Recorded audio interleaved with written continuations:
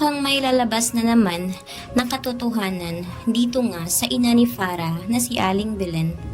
Dahil nga aaminin nga niya ito sa wakas ang tinatago-tago niyang sikreto na magkapatid nga itong si Farah at si Lucy dahil na rin matagal na rin itong kinikimkim pa ni Aling Belen. Hindi nga niya ito inamin mismo sa kanyang anak na kapatid nga niya talaga ito sa ama, si Lucy, dahil hindi nga matatanggap nga ni Belen ang tungkol nga sa nagiging asawa nga na una ng kanyang ama. Kaya naman, hindi nga niya ito sinabi kay Farah at matagal na nga niya itong nilihim.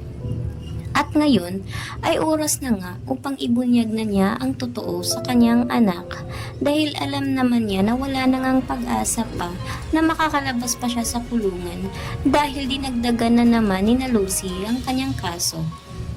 At upang palabas nga siya nito ay kailangan na niyang sabihin dito nga kay Lucy ang totoo.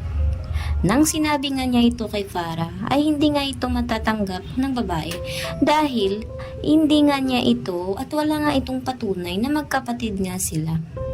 Kaya't sinabi ni Aling Belen na mas mabuti nga na magpa-DNA na lang sila upang sa gayon ay malaman niya na totoo ang kanyang mga sinasabi.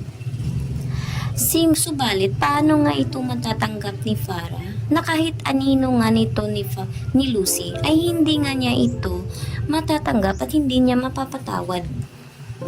Kaya't ngayon ay sasabihin na nga ni Aling Belen dito kay Lucy ang totoo. Alam na alam nga ni Aling Belen na mapapatawad nga ni Lucy itong si Farah. Subalit nga, paano naman ito mapapatawad ni Farah?